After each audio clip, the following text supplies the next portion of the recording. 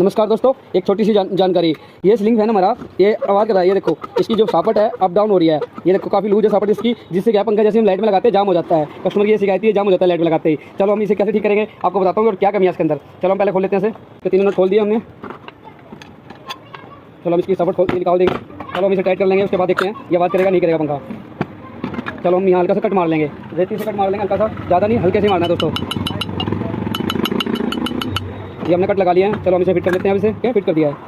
चलो सेम यहाँ भी कट मार लेंगे, हल्के कट मार लेने हैं,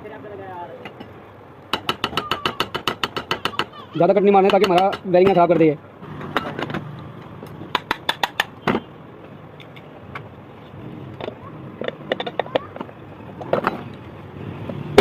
हमारा फिट हो गया है।